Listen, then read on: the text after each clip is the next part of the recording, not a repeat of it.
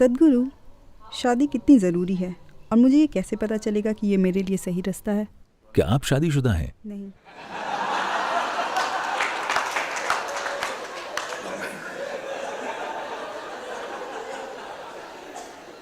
नहीं, क्योंकि ज्यादातर लोग ये सवाल बाद में पूछते हैं।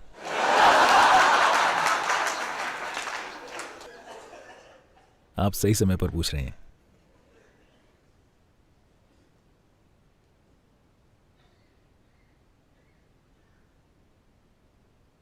देखिए, पहले यह समझते हैं कि लोग शादी क्यों करते हैं। एक इंसान के तौर पर, चाहे आप आदमी हो या औरत, आपकी कुछ जरूरतें होती हैं। जब आप 8 साल के थे, आपका नाम क्या है? अनुष्का। अनुषा? अनुष्का। अनु? अनुष्का। ठीक है।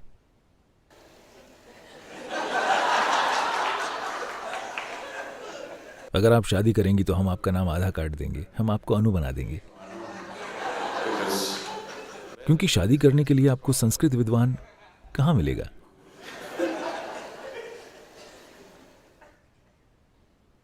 तो जब आप 8 साल के थे, अगर मैं कहता हूं अनु, क्या आप शादी करना चाहती हैं,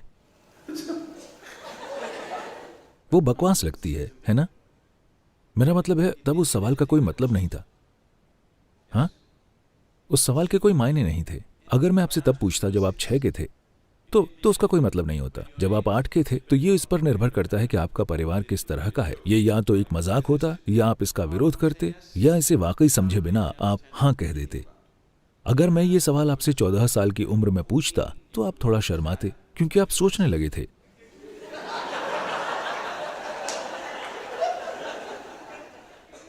क्योंकि शरीर एक खास तरीके से बढ़ने लगा है। Hormones have started infecting the intelligence.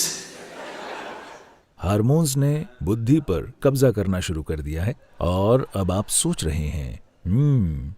अगर मैं आपसे 18 साल की उम्र में पूछता हूं, तो आपकी परवरिश के माहौल के आधार पर आपका जवाब स्पष्ट रूप से हाँ या नहीं होगा। अभी नहीं या बिल्कुल नहीं, ये इस पर निर्भर करेगा कि आपके साथ 14 से 18 के बीच क्या हुआ है। हाँ,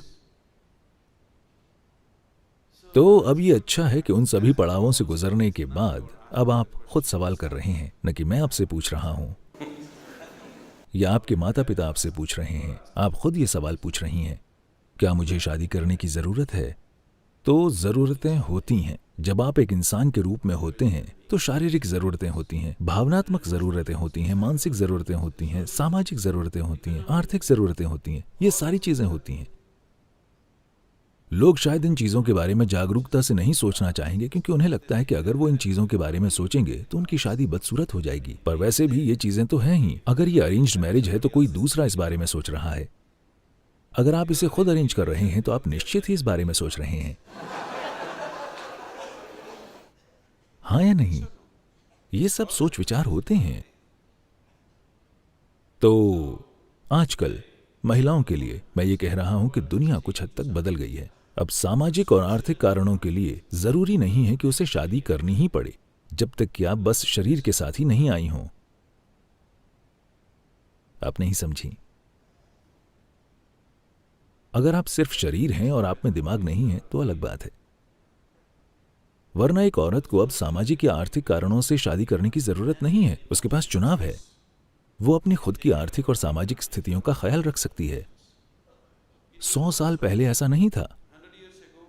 आप में शादी के लिए चाहे शारीरिक, भावनात्मक या मानसिक जरूरतें न भी हों, फिर भी बस सामाजिक और आर्थिक कारणों के लिए आपको शादी करनी होती थी। हाँ, पर अब ऐसा नहीं है। ये थोड़ी बहुत आजादी है। अब आपके शादी करने के कम से कम 2 कारण खत्म हो गए हैं। अब आपको बाकी 3 पर विचार करना है। बस, क्या आपको मानसिक तौर पर एक जीवन साथी की जरूरत है? क्या आपको जीवन साथी की भावनात्मक जरूरत है? आपकी शारीरिक जरूरतें वे कितनी प्रबल हैं? आपको इसे अपने हिसाब से देखना होगा। यह कोई सामाजिक नुस्खा नहीं है कि हर कोई शादी करे या हर कोई शादी न करे। यह कारगर नहीं होगा। एक व्यक्ति के रूप में आपकी जरूरतें कितनी तीव्र हैं। अगर ये एक हल्की जरूरत है जिससे आप आसानी से पार जा सकते हैं, अगर ये एक छोटे दौर की जरूरत है, तो शादी मत कीजिए। मैं आपको बता रहा हूं, क्योंकि बंध जाने का कोई फायदा नहीं है। क्योंकि बंधने के साथ ये सिर्फ 2 लोग ही नहीं रहेंगे, ये 4 या कभी कभी 6 हो जाते हैं।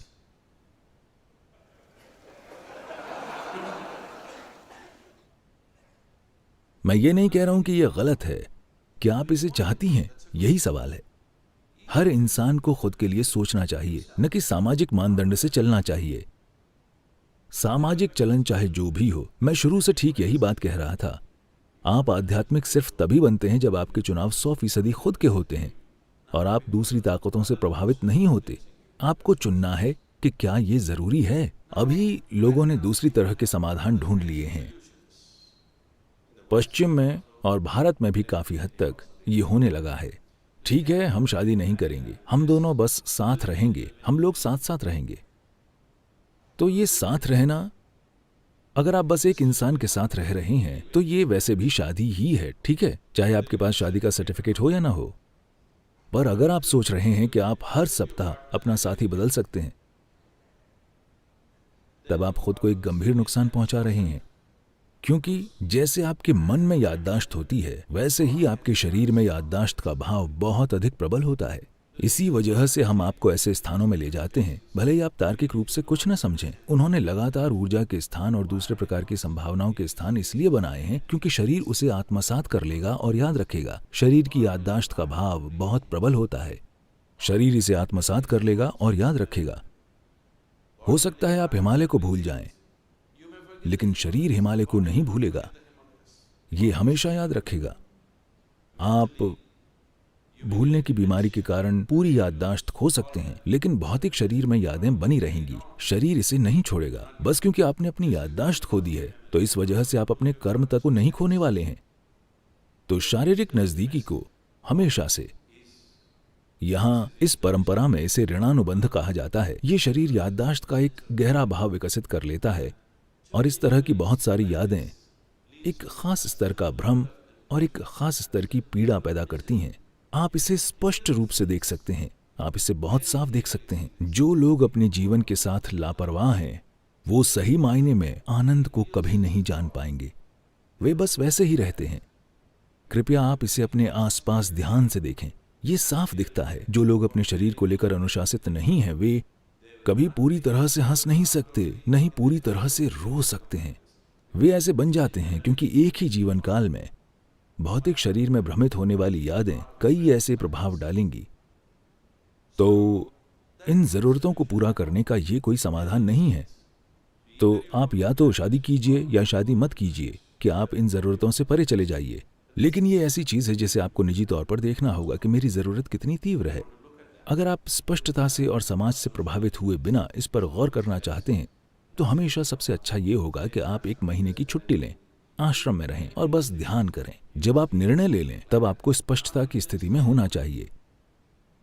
किसी से प्रभावित होकर नहीं, न तो गुरु के द्वारा और न ही समाज के द्वारा। आप किसी से प्रभावित न हो। खुद को स्पष्टता की एक खास अवस्था में लाइए। उस स्पष्टता में देखिए कि आपकी जरूरत क्या है, आपकी जरूरत वाकई कितनी तीव्र है। अगर ये जरूरी नहीं है तो बात खत्म। एक बार जब आप फैसला कर लें तो उस दिशा में मत देखिए। अगर आप उस तरफ जाने का फैसला लेते हैं तो इस तरफ मत देखिए, बस वही कीजिए। आपको इनमें से एक चीज करनी चाहिए। अगर आप बीच में लटके रहेंगे तो आप लगातार भ्रम की अवस्था में रहेंगे, ये या वो। सबसे अच्छा क्या है, क्या सबसे अच्छी चीज है? सबसे अच्छी चीज कुछ नहीं होती है।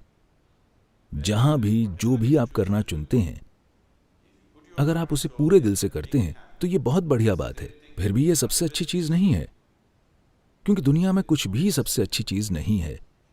जो आप कर रहे हैं उसमें अगर आप वाकई खुद को झोंक देते हैं तो ये बहुत अच्छी बात है, लेकिन ये सर्वश्रेष्ठ चीज नहीं है। सर्वश्रेष्ठ में दूसरे लोग शामिल होते हैं, है ना? बेस्ट का मतलब है, बेस्ट सौदे का मतलब है कि आप हर किसी से बेहतर हैं। इसमें दूसरे लोग शामिल हैं। ये खुद को हराने की प्रक्रिया है। जिस पल आप सर्वश्रेष्ठ करने की कोशिश करते हैं, आप खुद को हराने की प्रक्रिया पर आ जाते हैं। मैं एक शानदार चीज कर रहा हूं, इसमें कोई दूसरा शामिल नहीं है। मैं बस सड़क पर चल रहा हूं। मुझे लगता है मैं एक शानदार काम कर रहा हूं। मैं सबसे अच्छा काम नहीं कर रहा हूं। हिमालय की गुफाओं में रहने वाले योगी वो सबसे अच्छी चीज नहीं कर रहे हैं। वो खुद के लिए एक शानदार काम कर रहे हैं। कोई शादीशुदा है, खुशी से अपने परिवार के साथ रह रहा है, तो वो एक शानदार काम कर रहा है। वो सबसे अच्छा काम नहीं कर रहा है। तो सबसे अच्छा काम करने की कोशिश मत कीजिए, जीवन बर्बाद हो जाएगा, क्योंकि इसमें पूरी दुनिया शामिल है। इसका मतलब है कि आपको सबसे अच्छा काम करने के लिए सिकंदर महान होना होगा, और यकीनन उसने सबसे अच्छी चीज नहीं की और न ही कोई महान चीज की। क्योंकि वो कुछ और करने के नाकाबिल था तो हमने कहा कि वो महान है और उसे खारिज कर दिया, क्योंकि वो असल में मनुष्य कहलाने की किसी भी श्रेणी में नहीं आता। तो ये ऐसी चीज है जिसके लिए आप अपने अंदर स्पष्टता का एक स्तर लाइए और अपना निर्णय लीजिए। एक बार जब आप फैसला कर लें फिर कोई भटकाव नहीं होना चाहिए, निश्चल तत्वम जीवन मुक्ति। क्योंकि निश्चल तत्वम जीवन मुक्ति। अगर आप जो भी आप कर रहे हैं, आप बस पूरी भागीदारी से झाड़ू लगाते हैं, हर दिन आप झाड़ू लगाएं, आपको आत्मज्ञान मिल जाएगा। मैं मजाक नहीं कर रहा हूं, इसके लिए इतना ही करना है। पर समस्या यह है कि जो आदमी झाड़ू लगा रहा है वो कुछ और बनना चाहता है, कोई दूसरा झाड़ू लगाना चाहता है। ये इंसान वो करना चाहता है, वो इंसान कुछ और करना चाहता है। कोई भी अपना काम पूरी भागीदारी के साथ नहीं कर रहा। यही पूरी समस्या है। आप जो भी कर रहे हैं, अगर आप उसे पूरी भागीदारी के साथ करते हैं, अगर आप में निश्चल तत्वम है, यानी आप जो कर रहे हैं आप उसी में लगे रहते हैं, बस उसी में। हिमालय की सड़कों पर गाड़ी चलाना आपके साथ यही करता है। ट्रैकिंग या पर्वतारोहण भी आपके साथ यही करता है। जब आप ये काम करते हैं तो आप कुछ भी और नहीं कर सकते। आप कुछ और करने की कोशिश करेंगे तो वो आपका आखिरी काम होगा। अगर आप इन सड़कों पर अपनी गाड़ी वाकई तेज चलाते हैं तो आप सिर्फ वही कर सकते हैं। अगर आप कुछ और करने की कोशिश करते हैं तो वो आप आखिरी काम कर रहे होंगे। तो आप अपना जीवन उस तरीके से जिएं, आप जो भी कर रहे हैं आप बस पूरी तरह वही करें। अगर आप में वो निश्चल तत्वम है तो आप चाहे जो करें वो ठीक है, पर हर दिन बदलते रहना। जो लोग 15 साल से शादीशुदा हैं अब वो सोच रहे हैं शायद मुझे ब्रह्मचर्य लेना चाहिए था। जो लोग 10 साल से ब्रह्मचारी हैं अब वो सोच रहे हैं शायद मुझे शादी कर लेनी चाहिए थी। ये जीवन की अंतहीन बर्बादी है।